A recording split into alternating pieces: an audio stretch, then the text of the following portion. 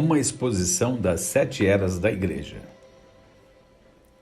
O irmão William Marion Branham pregou uma série de sermões de 4 a 11 de dezembro de 1960 para receber inspiração para a mensagem que ele escreveu neste livro. E então, pessoalmente, ele editou este livro muitas vezes durante 5 anos, antes que fosse distribuído em 4 de dezembro de 1965. Capítulo 1.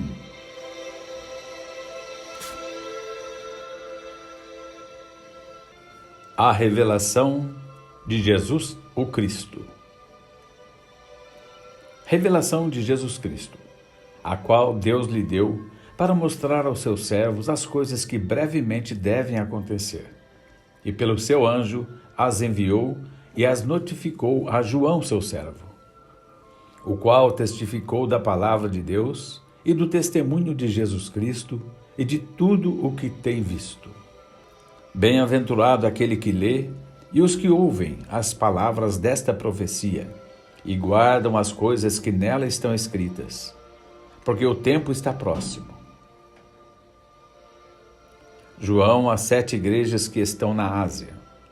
Graça e paz seja convosco da parte daquele que é, e que era, e que há de vir, e da dos 7 Espíritos que estão diante do seu trono, e da parte de Jesus Cristo, que é a fiel testemunha, o primogênito dos mortos e o príncipe dos reis da terra.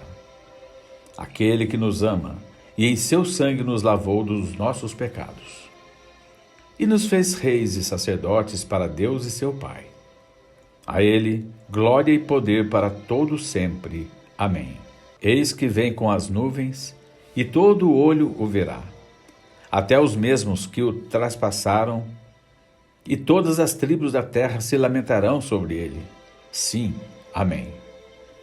Eu sou o Alfa e o Ômega, o princípio e o fim, diz o Senhor, que é, e que era, e que há de vir, o Todo-Poderoso. Eu, João, que também sou vosso irmão e companheiro na aflição e no reino e paciência de Jesus Cristo, estava na ilha chamada Patmos, por causa da palavra de Deus e pelo testemunho de Jesus Cristo. Eu fui arrebatado em espírito no dia do Senhor e ouvi detrás de mim uma grande voz como de trombeta, que dizia: O que vês? Escreve-o num livro e envia-o às 7 igrejas que estão na Ásia, a Éfeso, e a Esmirna, e a Pérgamo, e a Tiatira, e a Sardo, e a Filadélfia, e a Laodiceia. E virei-me para ver quem falava comigo. E virando-me, vi 7 castiçais de ouro. E no meio dos 7 castiçais, um semelhante ao Filho do Homem, vestido até os pés de um vestido comprido e cingido pelos peitos com um cinto de ouro. E a sua cabeça e cabelos eram brancos como a lã branca, como a neve, e os seus olhos como chama de fogo. E os seus pés semelhantes a latão reluzente, como se tivessem sido refinados numa fornalha, e a sua voz como a voz de muitas águas. Ele tinha na sua destra 7 estrelas, e da sua boca saía uma aguda espada de 2 fios. E o seu rosto era como o sol, como na sua força resplandece. E eu, quando o vi, caí a seus pés como morto, e ele pôs sobre mim a sua destra, dizendo-me: Não temas, eu sou o primeiro e o último, e o que vivo, e fui morto. Mas eis aqui estou vivo para todo sempre.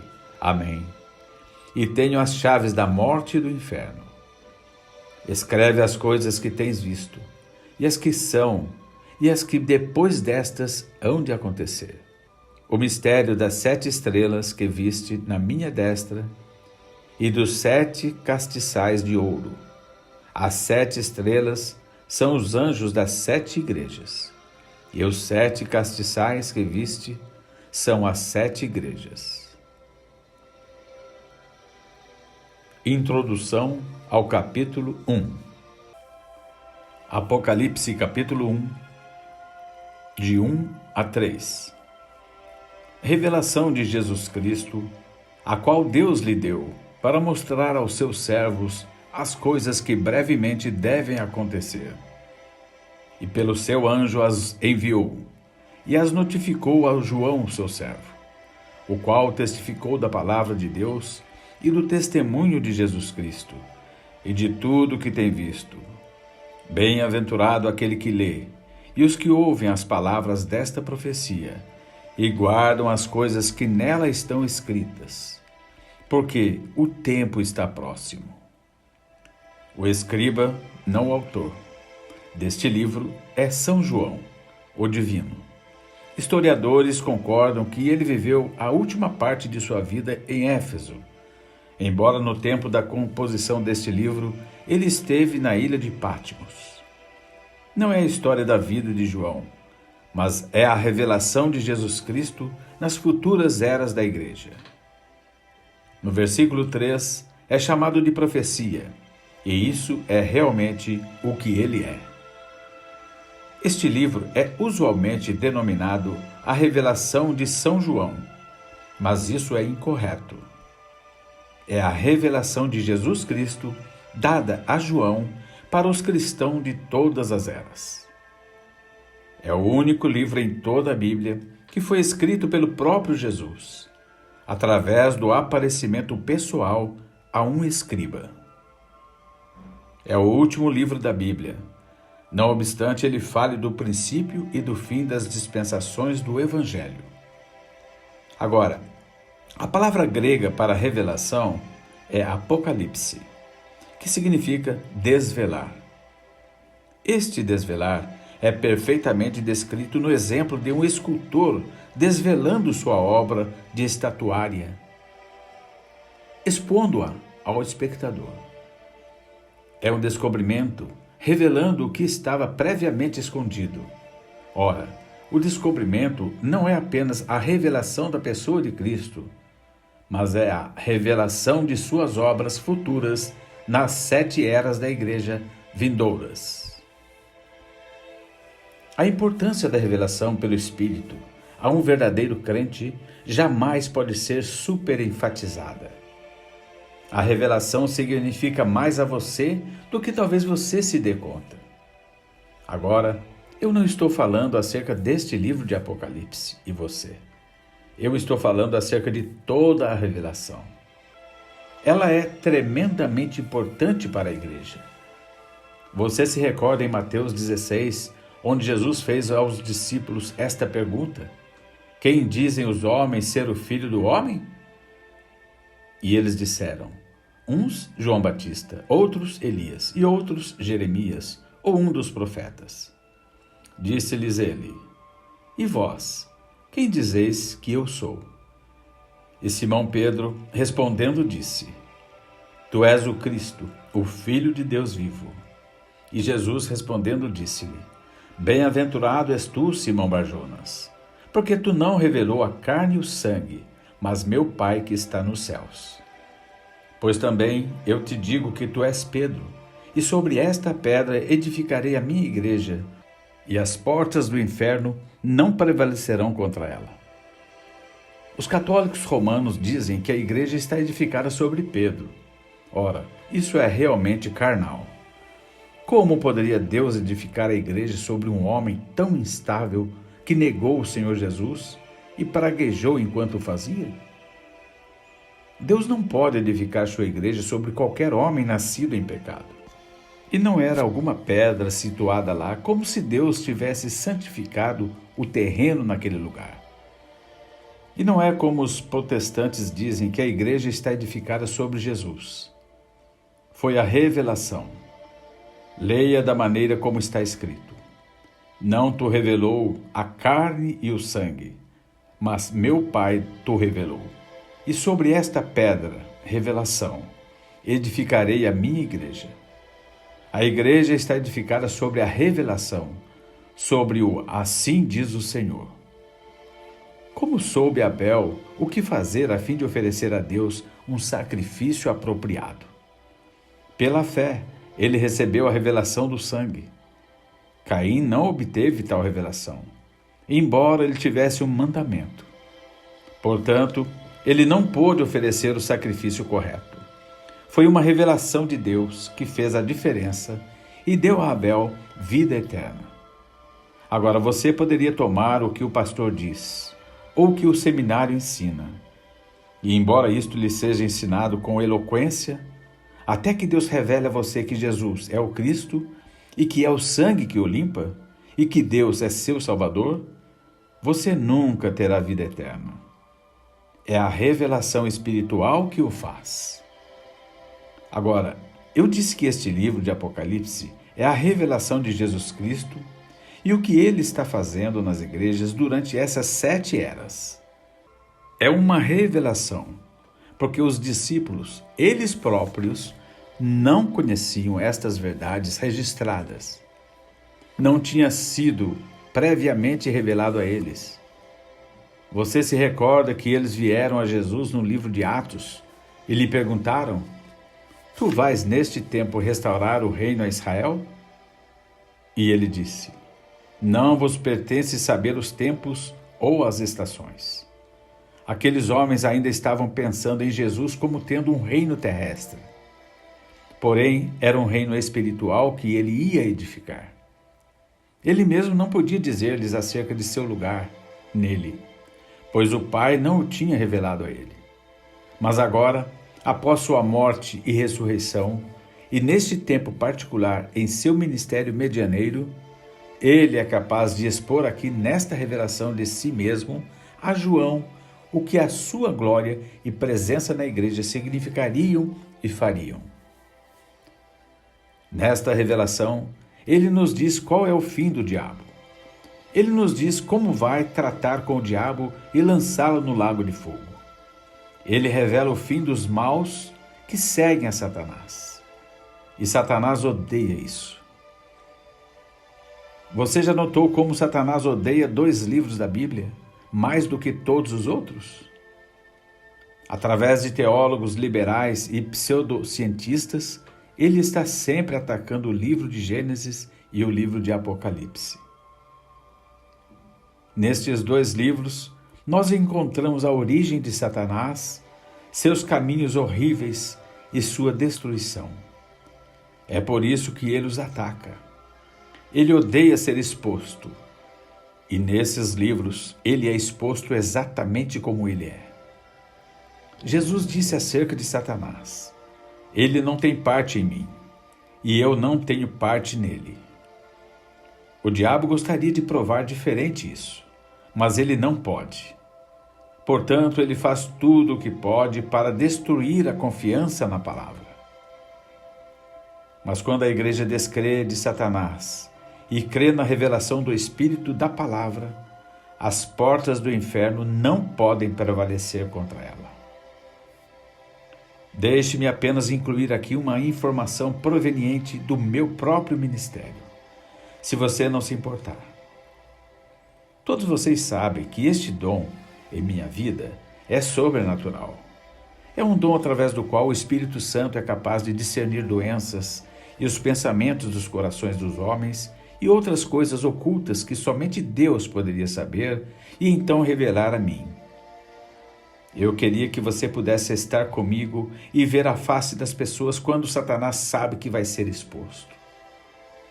Agora não é acerca das pessoas que eu estou falando.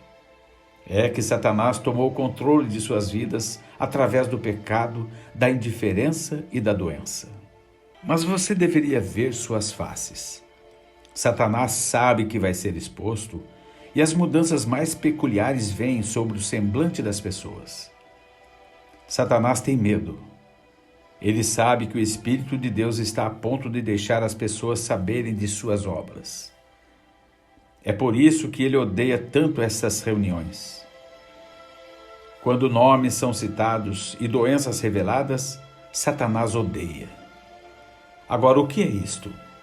Não é adivinhação do pensamento, não é telepatia, nem é feitiçaria. É uma revelação pelo Espírito Santo.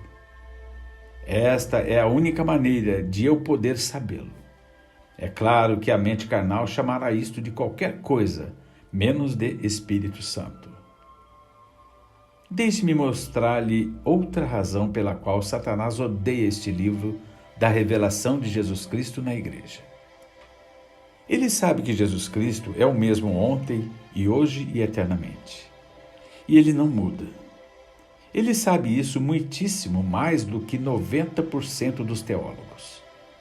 Ele sabe que uma vez que Deus é imutável em sua natureza, então ele é igualmente imutável em seus caminhos. Assim, Satanás sabe seguramente que a igreja original em Pentecostes, com o poder de Deus, Marcos 16 em ação, é a verdadeira igreja que Jesus reclama como sua. Tudo mais é falso. Tem que ser. Agora recordem isto. Cristo na verdadeira igreja é uma continuação do livro de Atos. Porém, o livro de Apocalipse mostra como o espírito anticristo entraria na igreja e a contaminaria, tornando-a morna, formal e impotente. E ele expõe Satanás, revelando suas obras, tentativa de destruição do povo de Deus e descrédito da palavra de Deus, até o tempo em que ele é lançado no lago de fogo. Ele combate isso.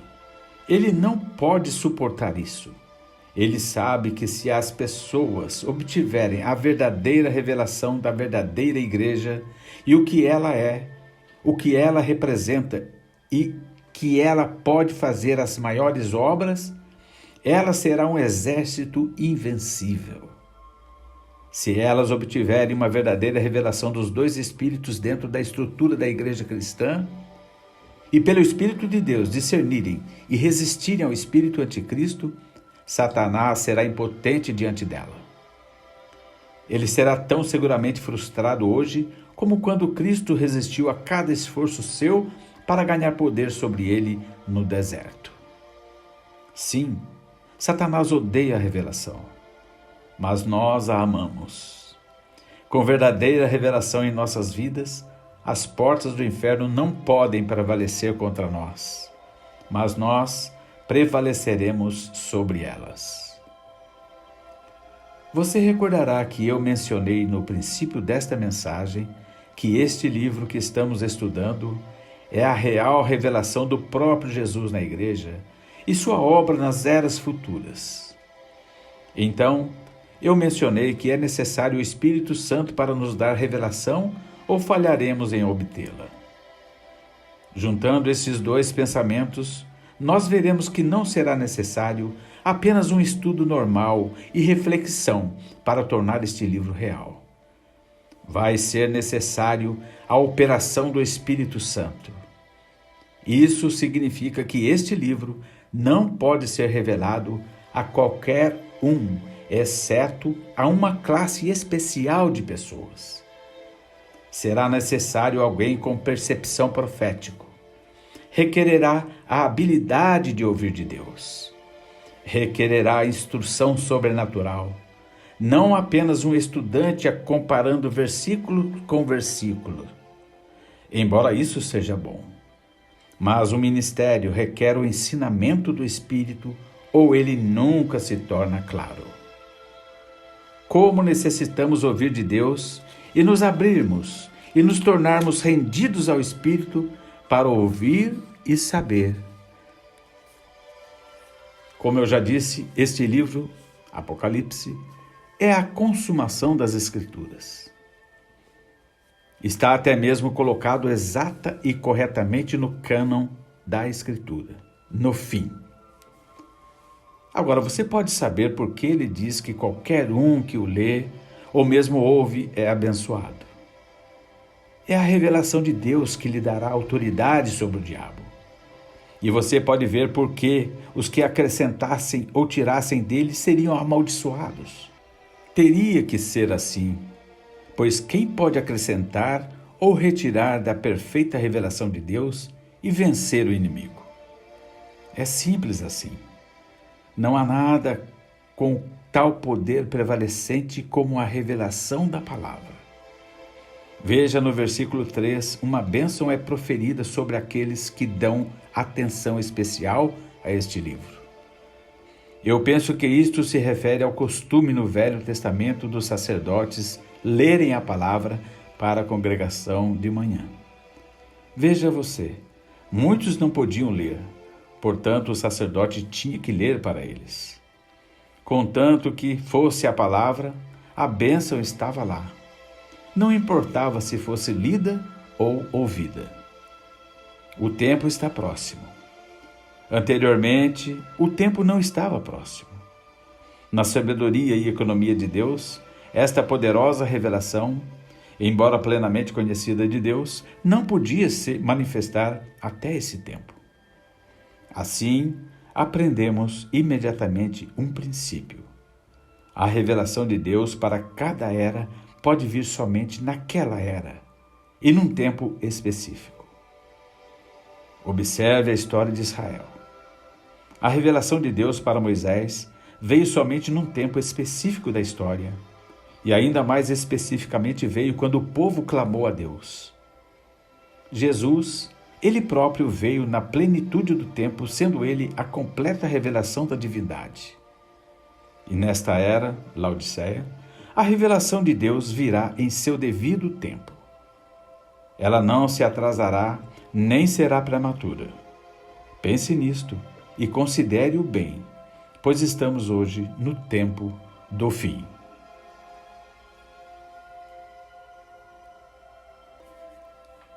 A saudação. Apocalipse capítulo 1, de 4 a 6. João às 7 igrejas que estão na Ásia. Graça e paz seja convosco da parte daquele que é, e que era, e que há de vir, e da dos 7 Espíritos, que estão diante do seu trono, e da parte de Jesus Cristo, que é a fiel testemunha, o primogênito dos mortos e o príncipe dos reis da terra. Há aquele que nos ama, e em seu sangue nos lavou dos nossos pecados, e nos fez reis e sacerdotes para Deus e seu Pai. A ele glória e poder para todos sempre. Amém. A palavra Ásia é realmente Ásia Menor. É uma pequena porção de terra aproximadamente do tamanho de Indiana.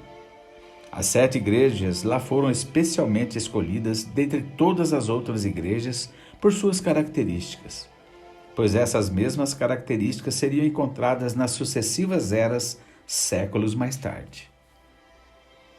Os 7 Espíritos diante do trono é o Espírito que estava em cada um dos 7 mensageiros, dando-lhes seus ministérios para a era em que cada um viveu. Agora, todas estas expressões, aquele que é, e aquele que era, e há de vir, e fiel testemunha, e primogênito dentre os mortos, e príncipe dos reis da terra, e o Alfa e o Ômega, e o Todo-Poderoso, são títulos e descrições da única e mesma pessoa, que é o Senhor Jesus Cristo, que nos lavou de nossos pecados em seu próprio sangue. O Espírito de Deus em João se expressa assim, a fim de apresentar a suprema deidade de Jesus Cristo e revelar a divindade como um Deus. Hoje, há um erro grave, que diz haver 3 deuses, em lugar de um. Esta revelação, conforme dada a João pelo próprio Jesus, corrige esse erro. Não é que haja 3 deuses, mas um Deus com 3 ofícios. Há um Deus com 3 títulos: Pai, Filho e Espírito Santo. Esta poderosa revelação é a que a igreja primitiva tinha e deve ser restaurada neste último dia, junto com a fórmula correta do batismo nas águas. Agora, os teólogos modernos não concordarão comigo, pois aqui está o que foi escrito em uma grande revista cristã. Esse ensinamento sobre a Trindade está no próprio coração e âmago do Velho Testamento. Do mesmíssimo modo está no coração e âmago do Novo Testamento. O Novo Testamento é exatamente tão oposto quanto o Velho Testamento à ideia de que haja mais deuses do que um. Todavia, o Novo Testamento com igual clareza ensina que o Pai é Deus, e o Filho é Deus, e o Espírito Santo é Deus, e que estes três não são três aspectos da mesma pessoa, mas três pessoas estando em uma verdadeira relação pessoal uma com a outra. Aí temos a grande doutrina das três pessoas, porém um Deus. Eles também afirmam: Deus, de acordo com a Bíblia, não é simplesmente uma pessoa, mas ele é três pessoas em um Deus.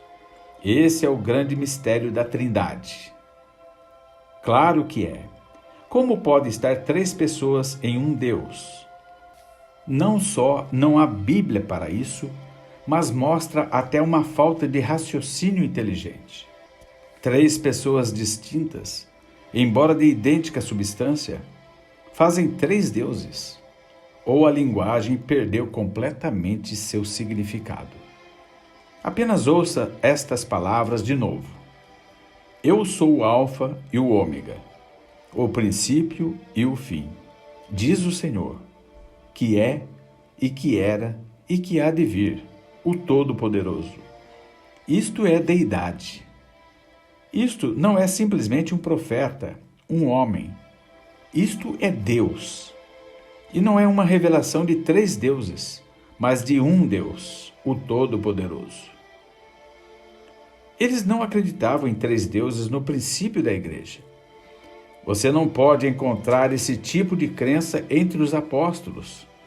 Foi após a era apostólica que esta teoria foi introduzida e realmente tornou-se um debate e uma doutrina fundamental no Concílio de Nicéia.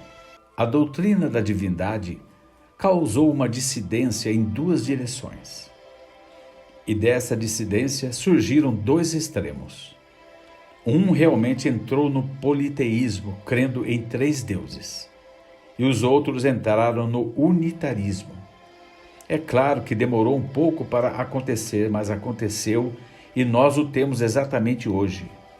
Mas a revelação através de João, pelo Espírito às igrejas foi: eu sou o Senhor Jesus Cristo e eu sou tudo isso.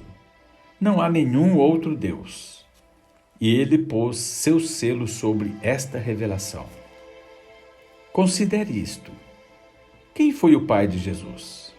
Mateus 1,18 diz: Maria achou-se ter concebido do Espírito Santo. Mas Jesus, ele próprio afirmou que Deus era seu pai. Deus, o Pai, e Deus, o Espírito Santo, como frequentemente expressamos estes termos, tornam o Pai e o Espírito um. Verdadeiramente eles são, ou então Jesus teve dois pais. Mas note que Jesus disse que ele e seu pai eram um, não dois. Isso constitui um Deus. Visto que isto é história e escrituristicamente verdadeiro, as pessoas se perguntam de onde vieram as três. Tornou-se uma doutrina fundamental no Concílio de Nicéia em 325 DC. Esta trindade, uma palavra absolutamente não escriturística, foi baseada nos muitos deuses de Roma. Os romanos tinham muitos deuses aos quais oravam. Eles também oravam a ancestrais como mediadores. Foi apenas um passo dar novos nomes a antigos deuses, de modo que temos santos para tornar isto mais bíblico. Assim, em lugar de Júpiter, Veneza, Marte, etc., temos Paulo, Pedro, Fátima, Cristóvão, etc., etc. Eles não podiam fazer sua religião pagã funcionar com apenas um Deus. Portanto, eles o dividiram em três e fizeram dos santos intercessores como tinham feito intercessores de seus ancestrais. Desde então, as pessoas têm falhado em dar-se conta de que há apenas um Deus com três ofícios ou manifestações. Eles sabem que há um Deus conforme a Escritura, mas eles tentam estabelecer a teoria de que Deus é como um cacho de uvas. Três pessoas com a mesma divindade, igualmente compartilhada por todos. Mas diz claramente aqui em Apocalipse que Jesus é, o que era e o que há de vir. Ele é o Alfa e o Ômega, que quer dizer que ele é o A até Z, ou o tudo isto. Ele é tudo, o Todo-Poderoso. Ele é a rosa de Saron, o lírio do vale, a resplandecente estrela da manhã, o renovo justo, o Pai, o Filho e o Espírito Santo. Ele é Deus, Deus Todo-Poderoso, um Deus. 1 Timóteo, capítulo 3, verso 16 diz: E sem dúvida alguma, grande é o mistério da piedade. Aquele que se manifestou em carne, foi justificado em espírito, visto dos anjos, pregado aos gentios, crido no mundo e recebido acima na glória. Isto é o que a Bíblia diz. Não diz nada acerca de uma primeira ou segunda ou terceira pessoa aqui. Diz que Deus foi manifestado em carne. Um Deus. Esse único Deus foi manifestado em carne. Isso deveria pôr fim à questão. Deus veio numa forma humana. Isso não fez dele um outro Deus. Ele era Deus, o mesmo Deus. Foi uma revelação então, e é uma revelação agora, um Deus. Vamos voltar na Bíblia e ver o que ele era no princípio conforme a revelação que ele deu de si mesmo. O grande Jeová aparecia a Israel numa coluna de fogo. Como um anjo do concerto, ele habitava naquela coluna de fogo e dirigia Israel diariamente. No templo, ele anunciava sua vinda como uma grande nuvem. Então, um dia ele foi manifestado em um corpo nascido virginalmente que foi preparado para ele. O Deus que habitava sobre as tendas de Israel agora tomava sobre si uma tenda de carne e habitou como um homem entre homens. Mas ele era o mesmo Deus. A Bíblia ensina que Deus estava em Cristo. O corpo era Jesus. Nele habitava toda a plenitude da divindade corporalmente. Nada pode ser mais claro do que isso.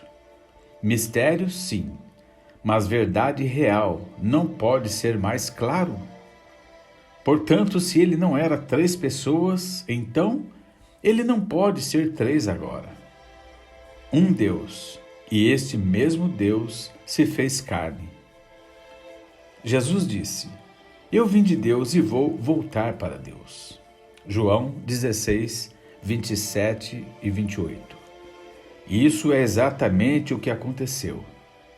Ele desapareceu da terra através de sua morte, sepultamento, ressurreição e ascensão. Então, Paulo encontrou-se com ele no caminho para Damasco, e ele falou a Paulo e disse: Saulo, Saulo, por que me persegues? Paulo disse: Quem és, Senhor? Ele disse: Eu sou Jesus. Ele era uma coluna de fogo, uma luz cegante. Ele havia voltado exatamente como ele disse que faria, de volta à mesma forma que ele era antes que se revestisse de um tabernáculo de carne.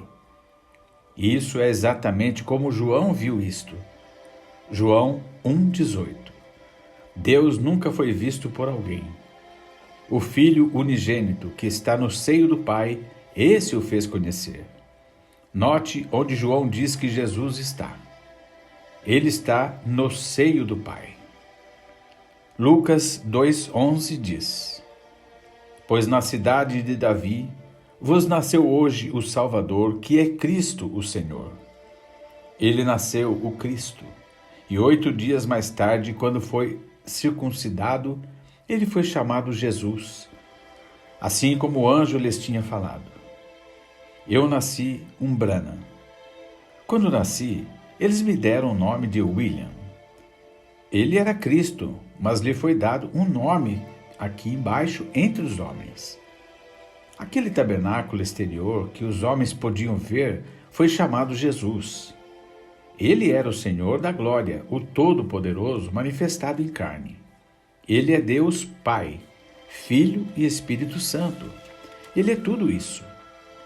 Pai, Filho e Espírito Santo são apenas títulos. Eles não são nomes.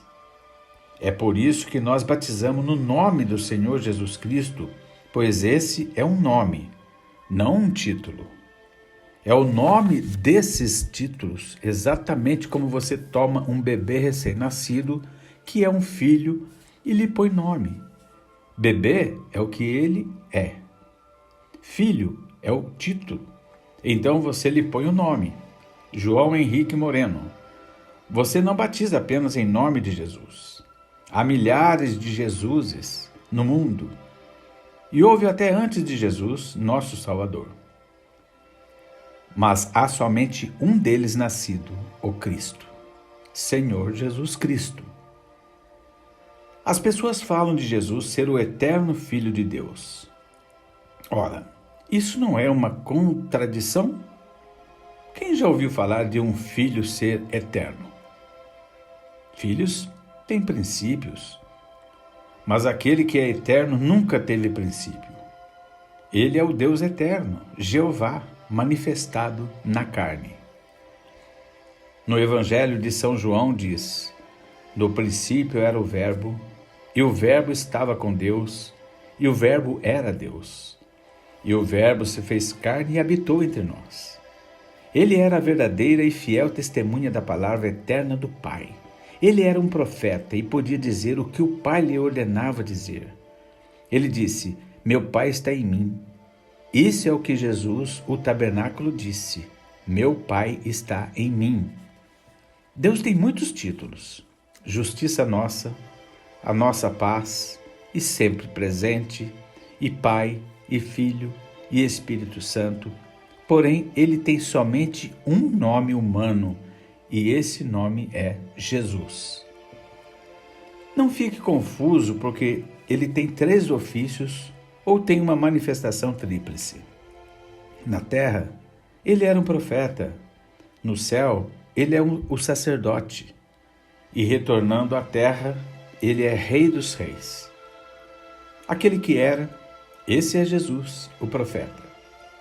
Aquele que é, esse é ele, o sumo sacerdote, fazendo intercessão. Um que pode compadecer-se das nossas fraquezas. Que há de vir, esse é o Rei vindouro. Na terra, ele era a palavra, o profeta. Moisés disse dele: o Senhor teu Deus te despertará um profeta como eu, e será que se eles não ouvirem as palavras desse profeta, eles serão extirpados de entre o povo. Notem estes fatos acerca de Jesus. Na terra, ele era profeta, cordeiro e filho.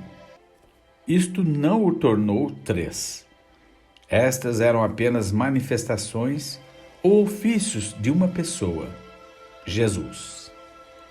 Agora, há uma porção da Escritura muito apreciada que os trinitarianos pensam provar seu ponto de vista de haver mais do que uma pessoa efetiva na divindade. É Apocalipse 5, versos 6 e 8. E olhei, e eis que estava no meio do trono, e dos 4 animais viventes, e entre os anciãos um cordeiro, como havendo sido morto, e tinha 7 pontas e 7 olhos, que são os 7 Espíritos de Deus enviados a toda a terra. E veio, e tomou o livro da destra do que estava sentado no trono. E havendo tomado o livro, os 4 animais e os 24 anciãos prostraram-se diante do cordeiro, tendo todos eles harpas e salvas de ouro cheias de incenso, que são as orações dos santos. De fato, estes versículos isolados pareceriam provar o ponto de vista deles. Note, eu disse, estes versículos isolados. Entretanto, leia Apocalipse 4, versos 2 e 3, e 9 e 11. E logo fui arrebatado em espírito, e eis que um trono estava posto no céu, e um assentado sobre o trono. E o que estava sentado era na aparência semelhante à pedra jaspe e sardônica. E o arco celeste estava ao redor do trono e parecia semelhante à esmeralda. E quando os animais davam glória e honra e ações de graça ao que estava sentado sobre o trono, ao que vive para todos sempre, os 24 anciões prostravam-se diante do que estava sentado sobre o trono e adoravam o que vive para todos sempre. E lançavam as suas coroas diante do trono, dizendo: Digno és, Senhor, de receber glória e honra e poder, porque tu criaste todas as coisas, e por tua vontade são e foram criadas. Note atentamente que no versículo 2 diz não 2 ou 3, mas assentado sobre o trono. No versículo 3 diz, não os, que estava assentado. Era na aparência semelhante à pedra jaspe. No versículo 9 diz que os animais davam honra não aos, que estava assentado. No versículo 10 diz que os anciãos prostravam-se diante não dos, que estava assentado. No versículo 11 diz que eles clamavam: Digno és, Senhor, não senhores. Também no versículo 11 diz que este sobre o trono era o Criador, que é Jesus. João 1:3, que é Deus, Espírito, Jeová do Velho Testamento. Gênesis 1:1. Mas não vamos parar aqui. Leia agora em Apocalipse capítulo 3, verso 21. Ao que vencer, lhe concederei que se assente comigo no meu trono, assim como eu venci e me assentei com meu Pai no seu trono. Também leia Hebreus 12:2. Olhando para Jesus, autor e consumador da fé, o qual pelo gozo que lhe estava proposto, suportou a cruz, desprezando a afronta, e assentou-se à destra do trono de Deus.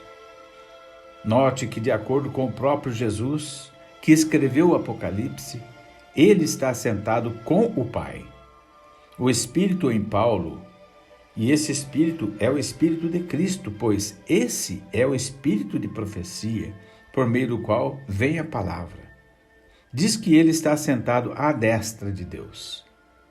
Mas quando João olhou, ele viu somente sobre o trono. E não foi antes de Apocalipse capítulo 5, de 6 a 8, que vem depois de Apocalipse 4, de 2 a 3, na sequência de tempo, que vemos o Cordeiro tomando o livro que estava sentado no trono, como indicado em Apocalipse capítulo 4, versos de 2 a 3 e de 9 a 10. O que é isto? É o mistério de Deus. Ele, Jesus, saiu de Deus, tornou-se manifesto em carne, morreu e ressuscitou e retornou ao seio do Pai. Como João disse, o Filho unigênito que está no seio do Pai, esse o fez conhecer. João 1:18. Agora era tempo de Deus, Messias, voltar e reclamar sua noiva, e então se apresentar, fazer-se conhecido a Israel. Desse modo vemos Deus novamente avançando para assumir um relacionamento físico com o homem, como o filho de Davi, rei dos reis e senhor dos senhores, e noivo da noiva gentia.